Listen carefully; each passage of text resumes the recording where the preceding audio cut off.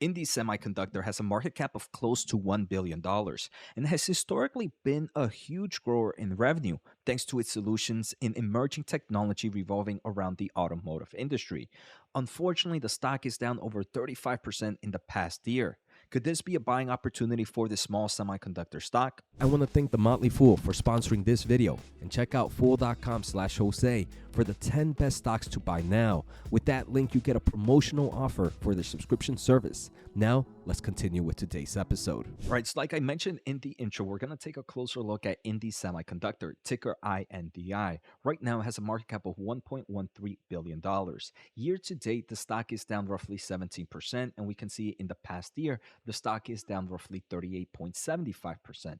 The stock has definitely kind of gone up from its overall 52-week low. The stock is up over 32%. And like I mentioned, Indie is what many consider a pure play in the automotive industry. Where you can see here on their website, the company believes itself as a pure play automotive fabless semiconductor company, developing technology that supports the best in class driver safety and automation in cabin user experience, accelerates electrification, and enables the pursuit of the uncrashable vehicle. So, for those that are not familiar, right, fabless semiconductor means that they just design the chips. They don't have to worry about the manufacturing process. And I'm a huge fan of fabless companies because you eliminate a lot of the kind of capex you might need to continue to fuel your overall manufacturing process. Now, if we take a closer look at revenue, the company reported $70.1 million. Unfortunately, that did miss analyst expectations by about 3.3%. Analysts were expecting somewhere around 72.6 million.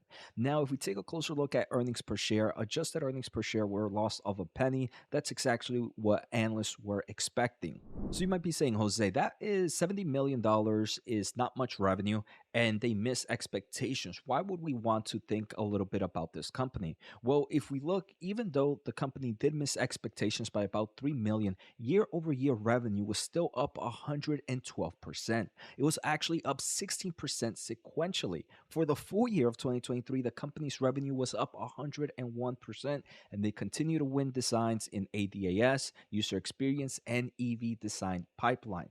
Not only that, if we take a closer look at business highlights, the company was recognized by Morgan Stanley as the fastest growing semiconductor company in the world over the past 2 years.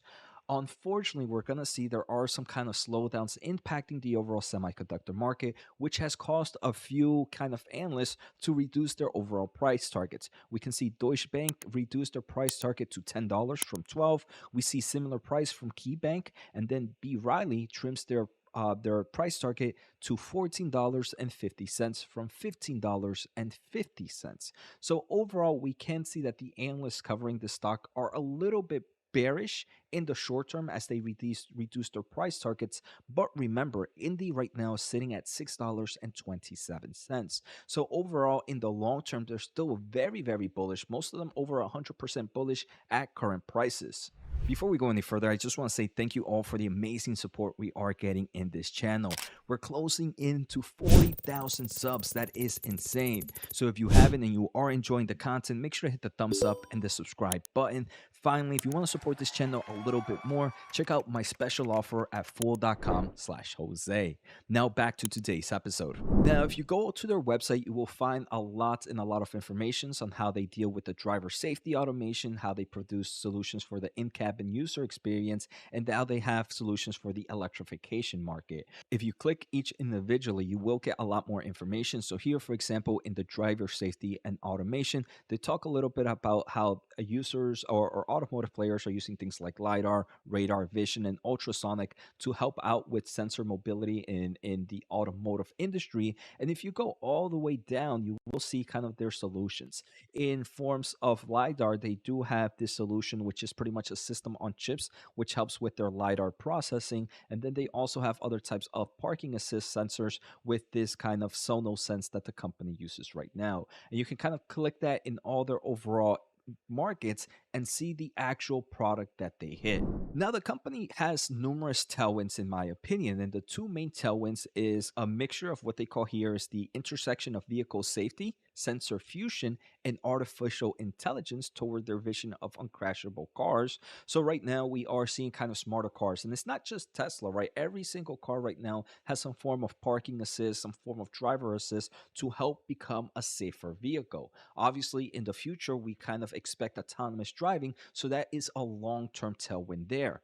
Now, unfortunately, we can see that this company, even though it has numerous tailwinds, they are not immune to current automotive end markets. And unfortunately, the automotive industry is seeing a bit of a weakness in industry-wide inventory correction. So they do expect for revenue to kind of slow down as the market recovers over time.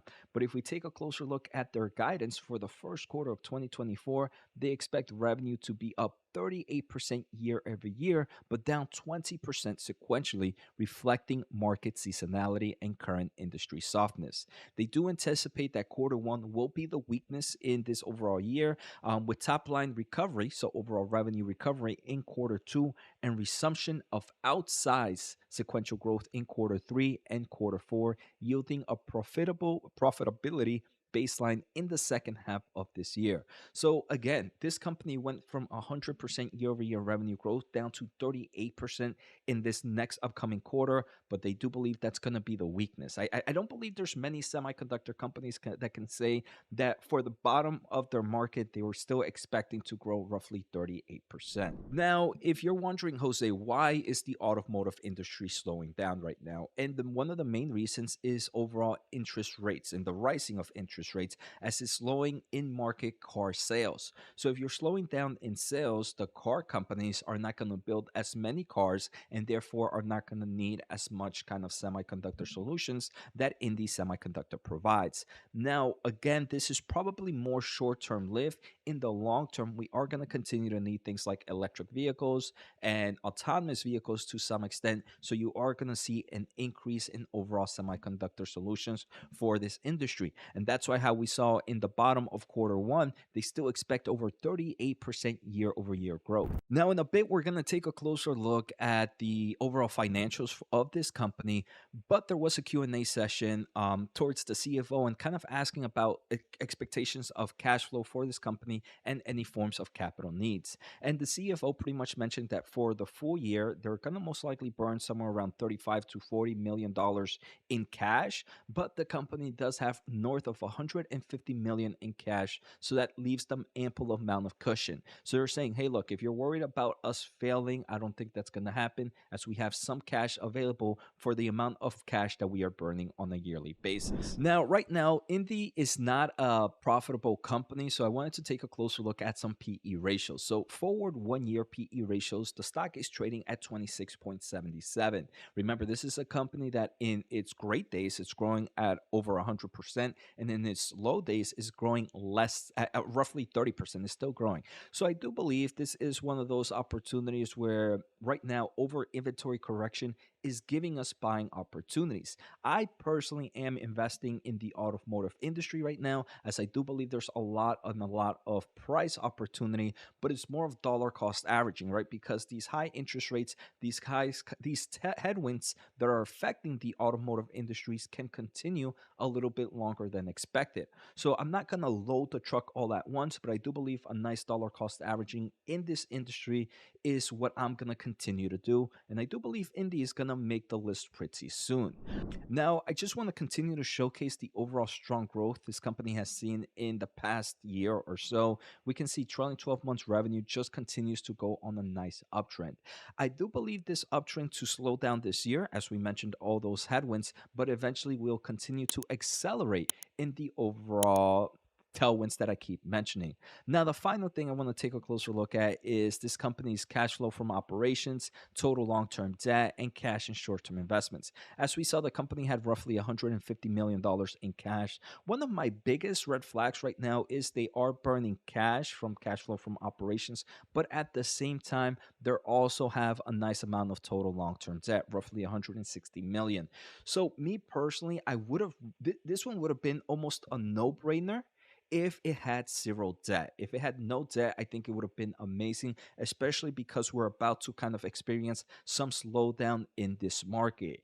Now, with this high debt, it obviously adds some more risk to it. But like I mentioned, overall, I do believe right now the automotive industry is probably one of the more attractive in forms of valuations because investors are very, very worried about the overall industry. But like I mentioned, that is pretty much short term pain opposed to long term pain. I definitely would love to hear your thoughts on this. Indie is one that's on my watch list and has a very, very high potential of me adding in the upcoming days. So I hope you guys enjoyed today's episode. Take care, have a good day, and see you next time.